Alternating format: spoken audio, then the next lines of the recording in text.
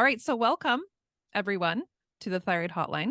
This is our second episode where we are going to answer your burning thyroid questions. I'm so excited. For our sisters that are here live, welcome. To our sisters that are listening, welcome. To those of you that are here live, especially Stacy, hello. Oh, Stacy, I need to Hi. introduce you. Hello. This is my friend Stacy, also a success coach in my program. Mhm. Welcome. Thank you. She is here to MC this event. She'll be gathering your questions. She'll be reading them to us. She will be providing feedback and insight because she also is very knowledgeable in the thyroid area. So we're grateful to have you here. Thank you, Stacy. Thank you. I am Missy Beavers. I have a master's degree in nutrition. I myself went through Hashimoto's disease. I battled that for 28 years and discovered that it was actually triggered by infections in my gut. So some of you here today have actually done my program. I'm grateful to have you here. Some of you are new friends and we're glad to meet you. We're happy to answer all questions. So as we are getting started here, go ahead and pop your questions in the Q&A. I would love to answer the question that I'm sure, Stacy, you had when you looked at my hair. So I just had to share this because I'm laughing about it. So Okay. I owned a health food store for 11 years. We had a health food store because I love all things health food. I love supplements. And earlier this year, I have my coaching program and I have the health food store. And it was becoming a lot to manage both. So we had to make a really hard decision to close the store. And we liquidated most of the inventory, but I still had quite a bit of shampoo left over. Oh, So I brought it to my house, and one of my cupboards looks like an actual aisle in the grocery store. It's got all these shampoos. So the company, and by the way, this is not a paid advertisement, but I love this company. They're called Griffin Remedies or Griffin Remedy. I think there's no S. They're out of San Francisco, and they make body care products that you could eat. The ingredients are so clean. You shouldn't eat them, but you could. And so I love their products. And, I brought home all the extra shampoos. So when I showered today, I ran out of shampoo. So I just went and grabbed one out of the closet. This cracked me up. Are you ready? It's actually titled Anti-Aging Shampoo. I thought your hair looked younger. I wanted to explain that. I knew you were Yeah, thinking that. You I were was kind of thinking, jealous. yeah, you were like, her hair looks like she's 39. So to the ladies that are here live, I just wanted you to know why my hair looks so young. I used some anti-aging shampoo, Yeah. and what a crack up. I had not seen that until today. I was like, anti-aging, that's hilarious. Even my hair looks young. Maybe Hmm. we'll talk about hair today. We I might, love- because the thyroid deeply impacts hair growth, hair texture, hair shine, makes hair look older than it is, Makes hair wiser. fall out in handfuls. Oh boy, don't we Yeah. know? And Hmm. that is a very, very frustrating thyroid symptom. So Absolutely. let's get some questions from the sisters that are here. Go ahead and pop them in. Stacy, I saw some came in already. So do you want to grab one of those Yeah. and we can roll? Oh, before we do, I do love the idea of signing your question with something really clever. You don't have to, but Hmm. the hotline is meant to feel kind of like a call-in radio show, except that you all are typing in, which is fine.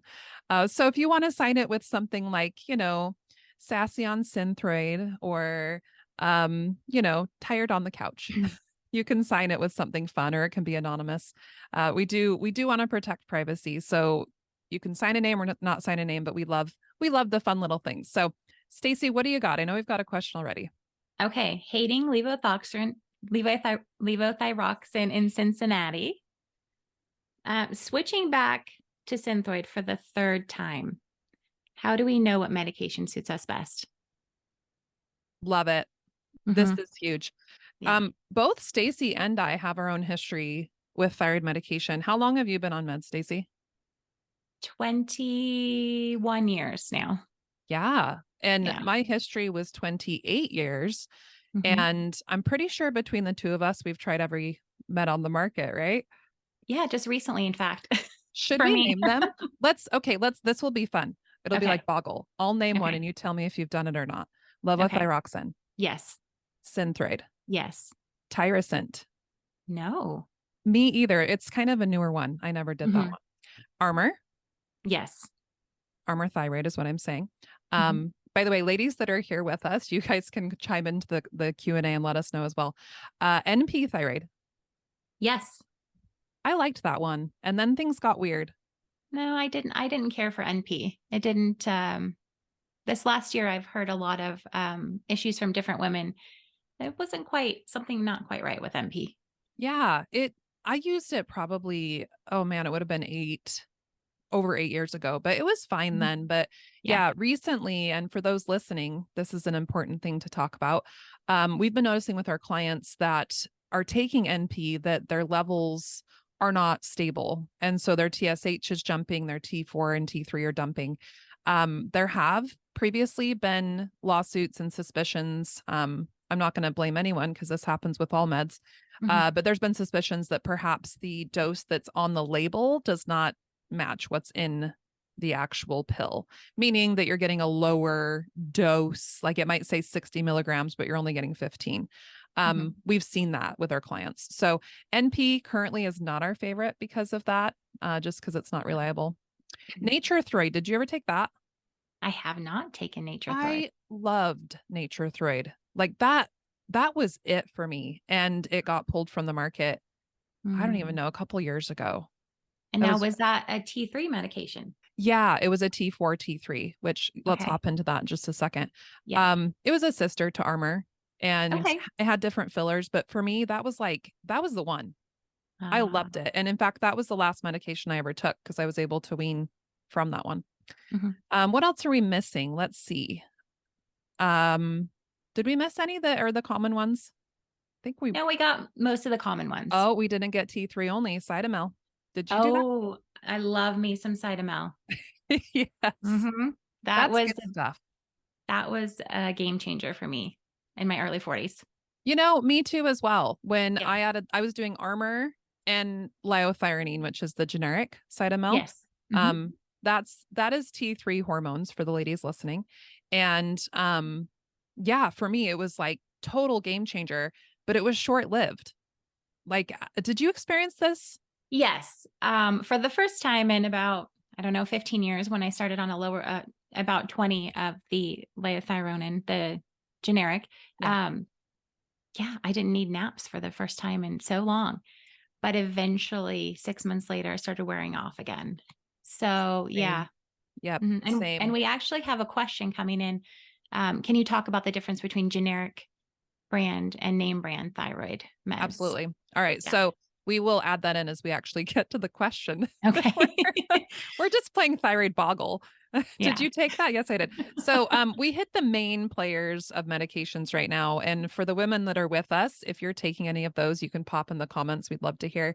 And for Mhm. those of you listening, if you're taking it, give yourself a thumbs up and pat on the back because you're doing good for your body. And for most of us, when we get a thyroid diagnosis, we go to the doctor and that's the solution they provide. They say, okay, your TSH is high. You're not making enough. Well, usually they only test TSH. So they say your TSH is high. The only way to solve this is with a medication. You're going to take it every day for the rest of your life. There's no other options. Mhm. And most doctors start with either levothyroxine or Synthroid. So I want to do a quick recap of what these meds are doing in the body, and then we'll talk about what classes these meds belong to. So your brain is watching over all the hormones in the body, and every single cell in your body has a thyroid receptor on it. I think I share that every podcast because every time it boggles my mind. Mhm. So every single cell has a thyroid receptor. So if your brain is noticing that you are experiencing cold, you're gaining weight, your hair's falling out, you're having skin breakouts, your digestion's a mess, your brain's going to say, "Oh my, all of these things are supposed to be managed by the thyroid and it's not happening. So we need more thyroid hormones." So TSH that your doctor checks, it's a message from your brain to your thyroid to make more thyroid. That's great. We want to stimulate that if you're not making enough. So the thyroid will respond by making T4, which is 4 iodine molecules stuck to a protein. Okay, now we just made a bunch of T4. That T4 can't be used by the cells. So your cells have a T3 receptor. So that T4 has to go into the gut and the liver, come out T3. This is what your cells can use. So I give that preface so we can talk about medications. Synthroid, levothyroxine, tyrosine, those are T4 medications. Mhm. The step where most women are broken is that conversion step that I was talking about. So if you go to the doctor, your TSH is high, they're like, "Oh, wow, okay, let's give her tons of T4. Let's give her some levothyroxine." So you Mhm. start taking this T4. Initially, some women feel better. In fact, I think that happens probably in the majority of cases because we flooded your body with T4, meaning we've got a little bit more that could convert. But if you've got infections in the gut, if you've got things that are slowing down the liver, infections in the gut will slow down the liver, um, you're not going to convert that well. So you're going to land back at the same problem you had before, where you're not feeling well. This also inhibits your cell's ability to use those hormones. So we will just keep raising that T4 dose, which a lot of women experience this, without Mhm. having relief of symptoms. So some doctors at that point, and not a lot of doctors are educated on desiccated thyroid, but some doctors at that point will say, okay, well, then we need to do T3 with it. Desiccated thyroid is from pigs. So it is a bioidentical hormone to humans. Pigs have very similar hormones to us. So it's taken from pigs and it has T4 and T3. Fantastic. Now we don't have to rely on our own liver and gut to convert it. We can just take it in a pill. So some women find that they were taking levothyroxine and Synthroid, and then they convert to Armor or NP. These are the two desiccated on the market right now. And it's like a light turns on. I experienced this. Did you, Stacy? I did. It was fantastic. Same for me. I think I'd taken either levothyroxine or Synthroid for like over a decade, probably 15 years, and learned about desiccated hormones, asked my doctor. She prescribed it. I remember the first day I took an Armor, I was like, whoa, like my brain was working. I was awake. I was like, is this how people live? Is this what it feels like to be normal? Yes. Is this what it feels like to be alive? Like it was the best feeling. Mhm. So, and many women experience that, but I had raging infections in my gut that were bogging down my liver and it was triggering antibodies against my thyroid. So my euphoria was short-lived. True for you too, Stacy? Yes. Yeah, true for a lot of our thyroid sisters. So the medication is replacing what your body's not making, not converting. But the problem with Armor and NP for our sisters that have really high antibodies mean that your immune system has identified a problem in your body, but if they're thyroid globulin antibodies or thyroid peroxidase antibodies, it has identified the problem to be in your thyroid gland. So your immune system is angry at that tissue. Why is it doing that? Well, it's protecting you from something. I Mhm. get so inflamed when people say that autoimmune disease is your body attacking itself because that feels really like I hate myself. I have no control here. I'm the victim of my body. I believed that for a lot of years. I believed that my own autoimmune Hashimoto's was my body trying to destroy me, right? I don't view it that way. I view it as there's some type of pathogen in your body that your immune system has identified and is trying to get out because that's the immune system's job. So, what we know from research and from experience is that women with really high antibodies, there's something going on there, pathogen, infection, environmental. There's something in your body that doesn't belong in your body. And your immune system has identified that and is trying to sequester it, get it out. That means high antibodies. So, if you take a desiccated thyroid pill, um, Armor or NP, they have a full profile. There's actually T4, T3, T1, T2. There's a whole profile of Ts, but your immune system can react to the profile that's in it. The other risk is because it's taken from pigs, every batch can be a little different. So there can be different antibodies, different things going on that your body might react to. So that's the only downside that I've seen in my experience is women with really inflamed immune systems when they take those pills, might have an immune response. So they take the Armor, they take the NP, and they feel horrible. They feel so much worse. And it's because we ramped up their immune system to whatever was in that pill. For women like that, you might do better on Synthroid or levothyroxine with an additional Cytomel. So levothyroxine and Synthroid, they are T4 only. They're made in a lab. They're a chemical combination of hormones that look like our hormones. They're not as readily absorbed because of that, but the body absolutely can use them, can convert them. And then that T3 we were talking about, Cytomel, that Stacy and I really loved temporarily, will raise the T3 levels. So if you're not converting T4 to T3, just put some T3 in. That should fix it, right? For 5 minutes. So my interest and what we focus on in the Healthy Thyroid System, which is my 16-week program to find out why you're not converting your thyroid hormones and why you're not absorbing them. My interest is to look into the gut and to find answers for that question. Why is your T4 not converting to T3? That's generally because of infection. But the backside of that, if you've got infection going on, it's going to trigger your adrenals, and that is going to prevent the thyroid hormones from getting into the cells. So you can add more and more medication, but your adrenals are blocking that medication from entering the cells. And this is the number one reason I see T3 fail women. In the beginning, it works. And then because of the adrenal chaos that's going on, the hormones don't make it into the cells. A resistance is built to it. Then we don't feel better. Then the doctor will raise the dose, which will trigger the adrenals even more. And then we end up with symptoms that a lot of women experience of anxiety, blood pressure issues, dizziness. We'll have problems with an energy crash between 2 to 4 p.m. Like you were saying, Stacy, nap time. The telltale sign is waking up between 2 and 4 a.m. We see a lot of that happen with clients and even in my own experience. Okay, I dumped a ton of info. Stacy, do you want to bounce back off that? What do you want to add? Yeah. Well, do you feel like there is a difference between the name brand and the generic? Because I personally, the only difference I noticed is when I wanted Armor, my insurance wanted me to have NP. I prefer Armor over NP, and that's a personal choice. But do you feel like there's any difference? Yeah. That is such a good question. We get that one a lot. I personally have no stance on that because it depends on the body. So the difference between the two is actually, it's generally the fillers. So some will use like a cellulose filler and some will use like a sugar-based filler.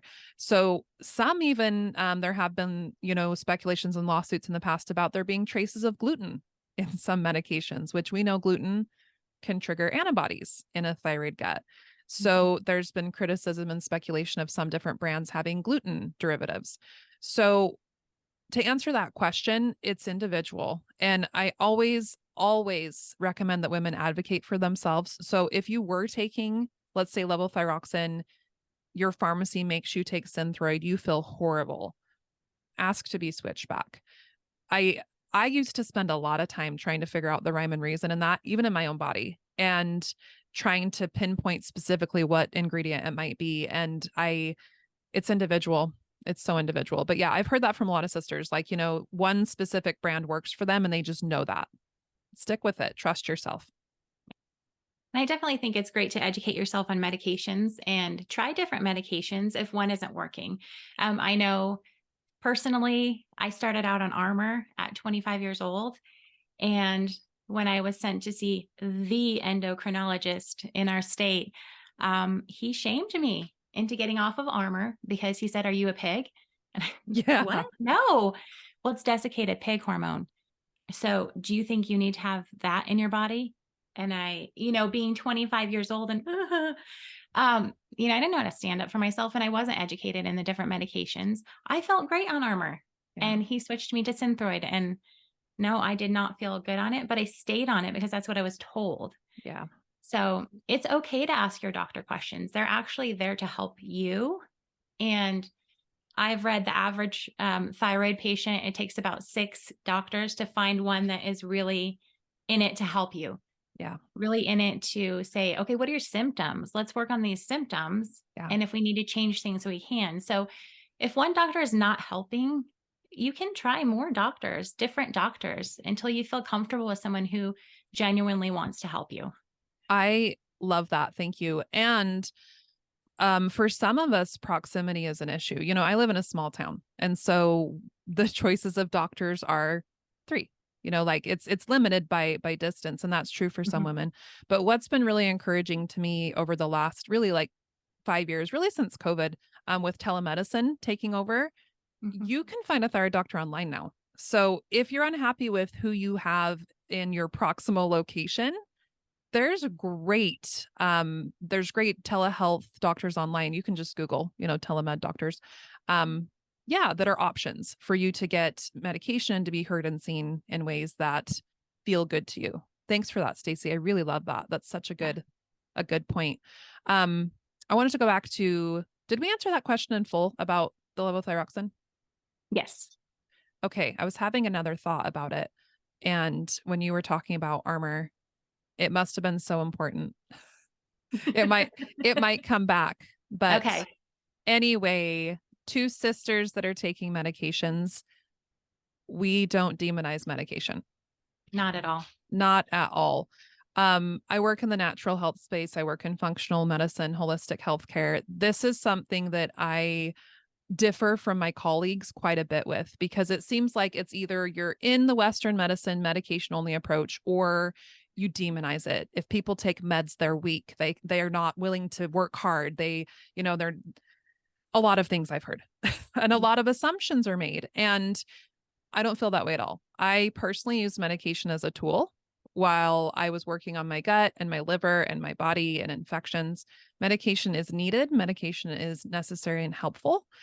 Our goal is to find out why you're needing those meds. What's going on in your body that's requiring that additional med? And with a lot of our sisters, we see that as we fix those underlying situations, that they're able to lower medication doses. Some are able to wean entirely. Stacey, you personally have come down quite a bit on your dose, right?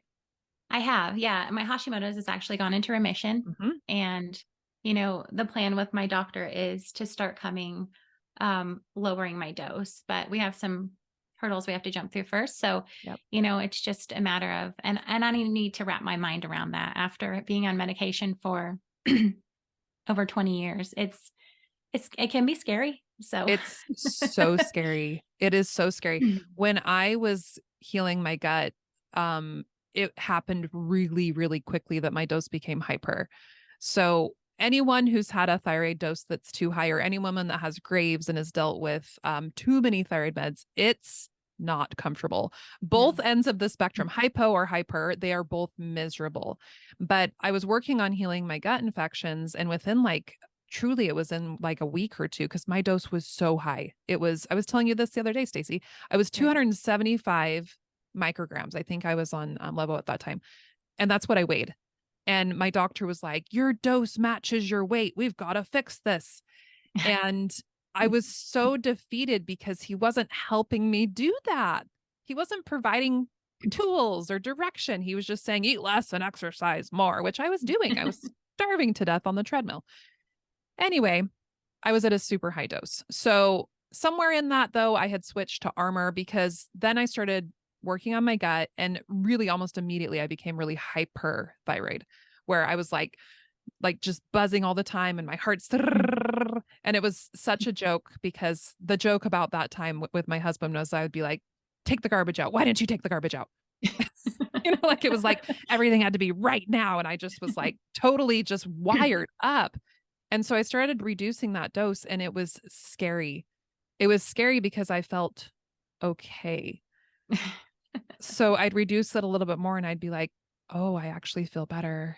And it became this total mind battle with the information that I had accepted as truth, that I would never get off of it. And so here I was getting off of it and feeling good.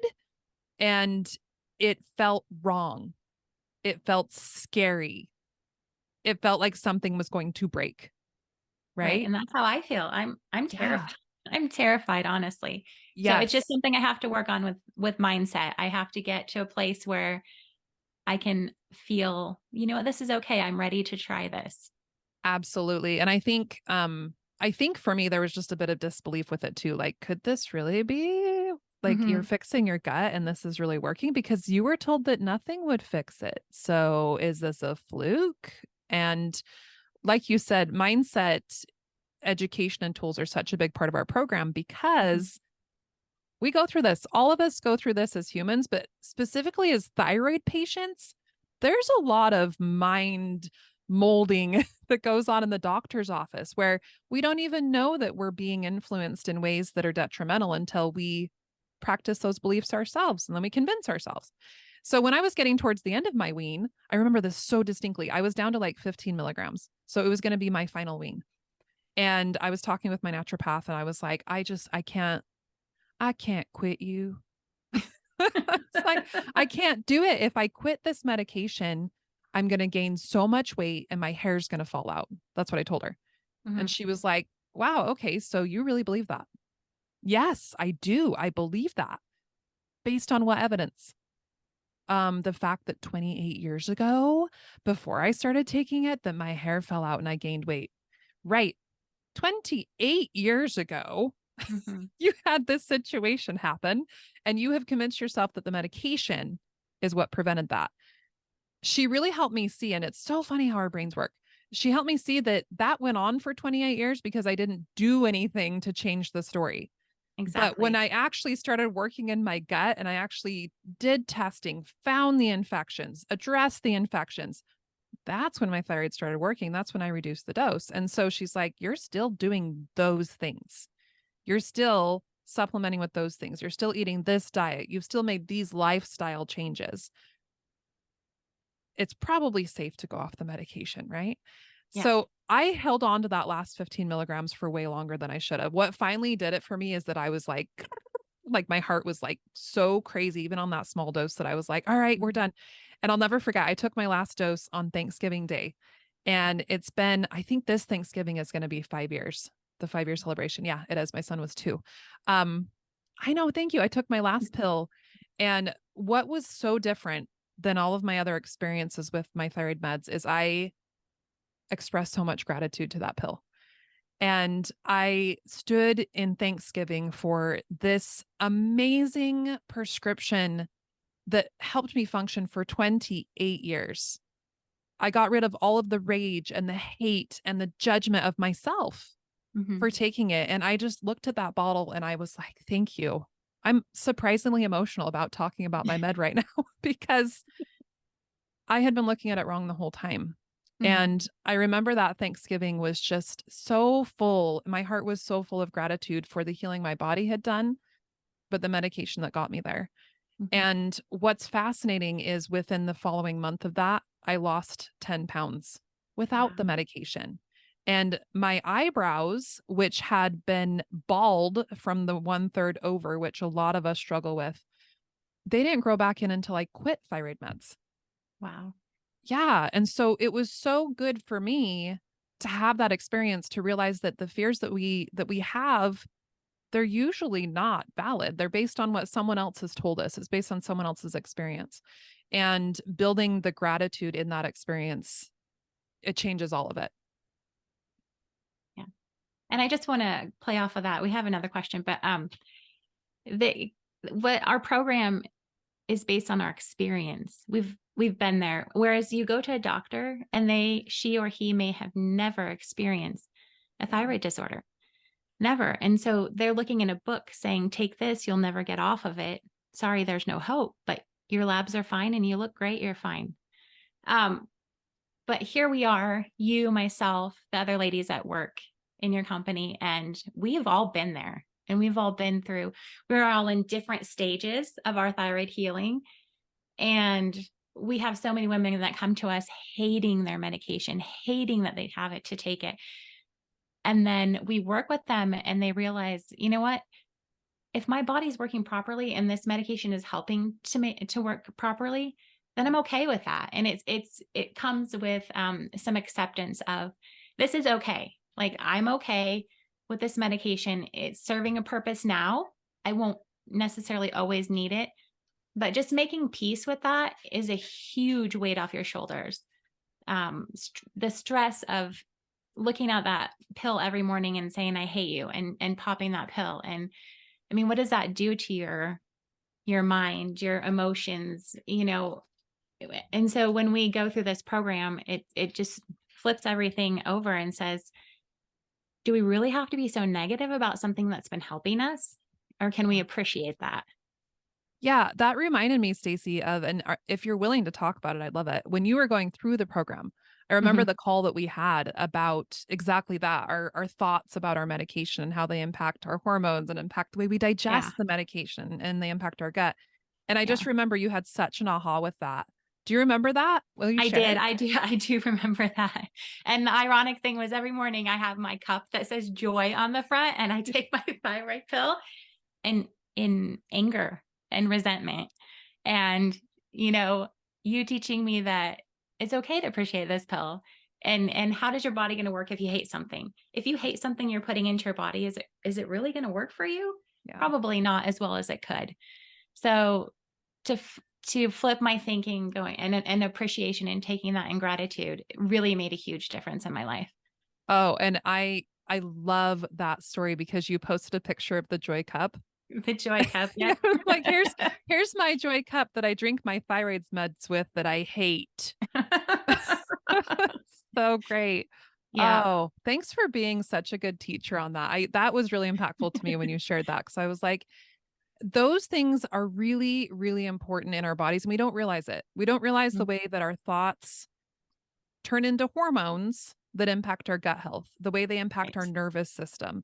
Yeah. Yes. And so understanding that and having tools and skills to stop those thoughts and to say, oh, I'm aware that I am thinking some really negative things about this hormone supplement that I'm taking to help my body. Right. Wow, I'd like to change that. So Mhm. now it becomes joyful.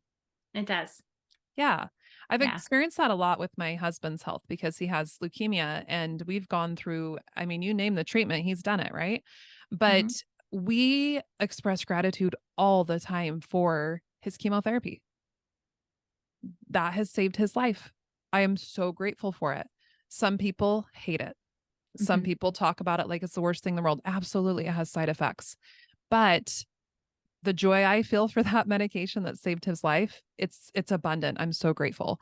And we're constantly praying and expressing gratitude for the doctors and the minds that discover these things that help our bodies when our bodies are needing the help. And my interest is to, on the flip side of that, find out why they need the help. Like this Mhm. medication is there and I'm grateful for it, but I also would like to uncover why we need it. So, before we walk away, I remembered what I wanted to say. Before we walk away from medication, from these medications, I wanted to talk about the TSH testing because the unfortunate med cycle that a lot of women get stuck in is they have a high TSH.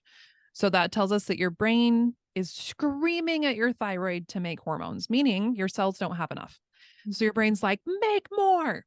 So a doctor puts you on levothyroxine or Synthroid, which is more. You get more T4, right? Mhm. That is going to bring your TSH down because your TSH is going to say, oh, we have more. So your TSH will lower. So let's say it was 5. 5 is the top of the range. That's where most doctors will actually notice it. We like to see women below 2. So keep in mind, you can have a raging thyroid problem that is normal Mhm. because the doctor's lab range goes up to 5. So let's say that you were just above 5, so it was out of range. They give you the medication. Your TSH then drops down to 1 or lower. You're going to go back to the doctor and they're going to say, oh, now you're hyperthyroid. Mhm. Because if you are overproducing T4, your brain's not going to be saying much to your thyroid. So when that number comes down, that suggests that your thyroid is overworking. So it's kind of counterintuitive. High number means hypo, low number means hyper. But we can't rely only on TSH. So this is where the medical model is broken. If we just look at TSH, we're going to see that your number came down. And then your doctor's going to say, oh no, now your medication dose is too high. So they'll raise your dose. I'm sorry, they'll lower your Lower. dose. Yes. So then 6 months later, you'll come back and your TSH is high again. And so they'll raise your dose and then your TSH is low. And you keep doing this ping pong. We see this happen all the time. I went through this too. Yeah. And it's because they're not checking to see what your T4 levels are doing and what your T3 levels are doing. That is essential. So please, women listening and with us and everywhere, advocate for yourselves to ask for a full thyroid panel. And if you would like to see what that entails, please go to my Instagram, Missy Beavers Coaching. It's pinned right at the top. So I have what the requested lab should be and then what the optimal lab ranges are. So you can look at your labs and say, oh, wow, I was actually not in the optimal range. But getting those full numbers, the T4, T3, helps us see if your body's even using that medication, if it's even available to the cells. And then you can stop doing that med dance that is so hard on the body. And that also triggers the adrenals. So it leads to all those symptoms I was talking about earlier. That was the thought I wanted to add. Okay. Okay. Shall we move on? On to the next question. This is from Fuzzy Eyes in Florida. Oh, love it. Thank you for that. It's clever. Yeah. How is eyesight related to the thyroid and gut? My eyesight has been doing strange things lately since starting levothyroxine. Oh, that's really good. Mhm. Okay. So little known fact, guys. I love sharing this. I love little known facts. They're my favorite. Get your brain ready. Okay. My first mind boggling fact was that every cell in the body has a thyroid receptor. I learned this recently from an ophthalmologist. It turns out that the eyes are only second to the liver for having the most vascular blood flow in the body. Wow. So the liver has all that blood flow because it's filtering out toxins and it's does a lot of amazing things, right? The eyes have blood flow that's going through it at the same frequency. Is that wild? That is amazing. Yeah, he told me that. And I was like, I appreciate that because I do a bulk of my work in the liver, but I never even thought that the eyes are like little livers in our head. But this is why it's important to know that because thyroid function impacts blood flow. So if your thyroid function is not optimal, it's going to slow down blood flow. And that's why so many of us develop, cold hands and feet and poor circulation and pooling of blood and fluid retention. Blood flow is not moving as optimally as it could. So that same thing can happen in the eyes. You're having low blood flow that can impact your vision. One of the other huge pieces though, this one's huge, is mold. And this is a very common little known trigger for thyroid issues. If you've had exposure to mold in water damaged buildings, your home has had water damage, HVAC units are really a problem. We see this a lot with our clients, current clients, especially are having issues with that. If your HVAC, I'm pointing up because it's on top of my house. if your HVAC unit, is exposed to mold and moisture like all of ours are, and it grows mold, it will push those mold particles into your home. You breathe them all the time. Schools are notorious for this, hospitals, workplaces, cars. If you live in a space that has had water damage, there's mold growing. It's just guaranteed. Basements as well. Basements 100% of the time have mold. So that mold grows and it produces toxins. We breathe those toxins. They can get down into our gut. They can build a whole colony. We see this happen with clients all the time, but they are really, really terrible for thyroid function because remember when I talked about thyroid hormones being for iodine in a protein? Mold hijacks that protein. So if you have a lot of mold in your body, it will inhibit your ability to absorb and utilize that protein to make your hormones. So now your thyroid function comes down and you go to the doctor and they see that. So they give you a medication, but you still got mold going on like crazy. And mold notoriously impacts vision. So it can create issues with like seeing floaters and having particles, or things become fuzzy. Long distance can become an issue. It might be mold that's impacting the problem. So could it be adding in the medication? Absolutely. Could it be that the reason you needed to add the medication, meaning the underlying infections, are actually raging and creating the vision problem? More likely. So with any woman that expresses eye problems, I absolutely recommend we do testing. The testing we use in my system, the healthy thyroid system, is called the organic acids test. And it's a simple urine test. Pee in a cup, freeze it, mail it back to the company, but it will show us if there's mold going on. So we can get a clear visual if there's mold living in your gut. It also looks for bacteria. It looks for different yeasts that can happen. We look at adrenal function. We look at neurotransmitters to figure out why there's anxiety and brain things going on, brain fog. Looks at B vitamins. There's so many things. Oh, and also liver function, which is my favorite, Mhm. the liver. Yeah. So yes, we use that test to figure out what's going on instead of guessing at could it be this, could it be that. But that being said, please let your doctor know. It's always important to let your doctor know if you start a medication and notice a change, let your doctor know. Those were the end of my thoughts on that. That's super interesting because, when I was about 27, I started seeing little floaters. Yeah. And, we did my organic acid test a couple of years ago, and I did have high amounts of mold. Um, I went into the doctor at, late 20s and said, I have these floaters. Well, that's common with getting older. At 28.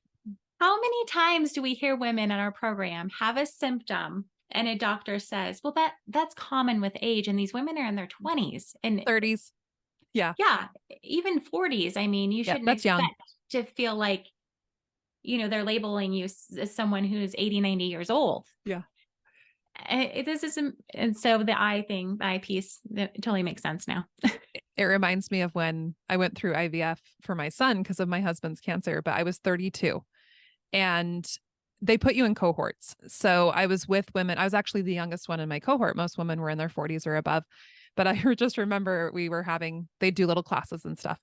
And they were like, okay, well, it's nice to meet with you, geriatric pregnancies. And then he stopped and he said, oh, and the baby here, Missy, is of advanced maternal age. So when I delivered at 32, I guess I was 33 when he was born, but I was advanced maternal age, which is laughable because women have babies far later now, but Mhm. they are labeled geriatric after they're 40. They're geriatric pregnancies. Cracks me up. But anyway, what you said, I had the same experience. I developed floaters. I must have been in my teen years because I was still living at home, and I I didn't have this mold testing or access to this testing until really what 5 and 7 years ago. Um, so I didn't know. But when I ran my first test, holy cow, I had so much fungus. But I grew up in a basement with visible mold on the walls that we would write our names in. It was fun. Doesn't everyone have an etch a sketch on the wall? Like, Nope.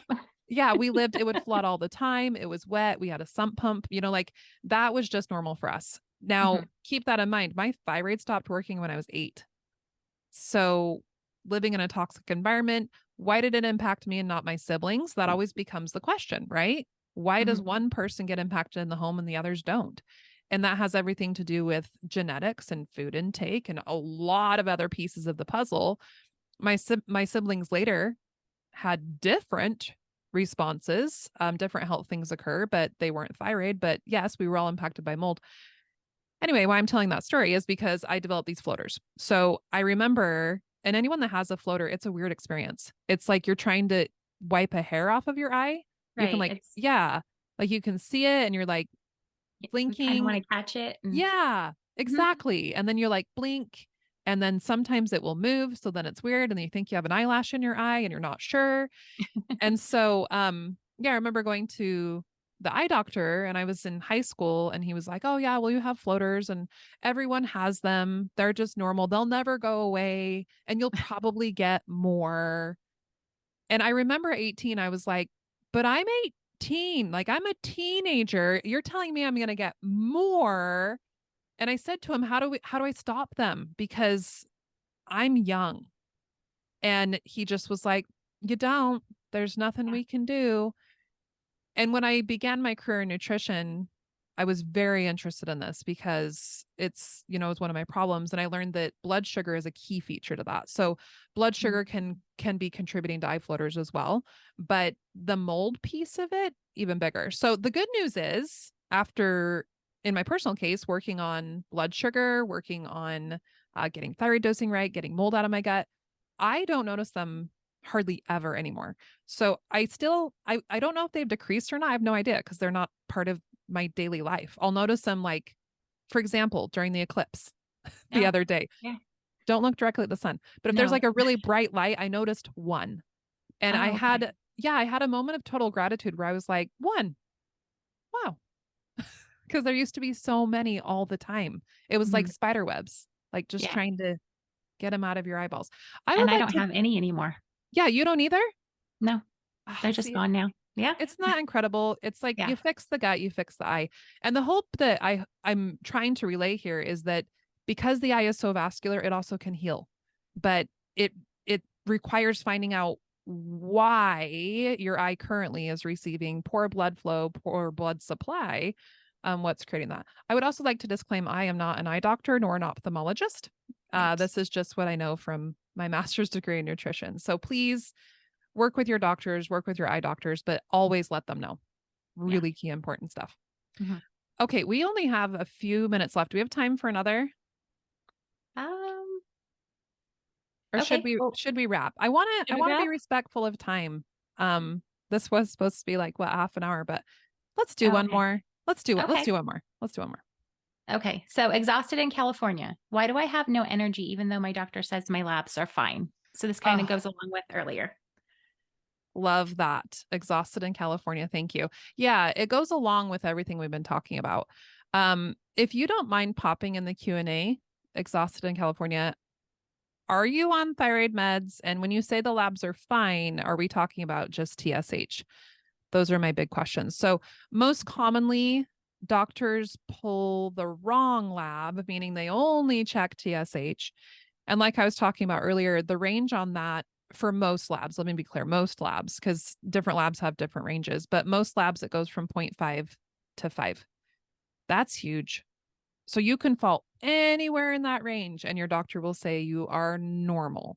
Mhm. Where what we know in functional medicine is once you start climbing over that 2 mark, that means that your thyroid, your cells are probably not getting thyroid hormones. So it might be 2, 3, 4, 4.99.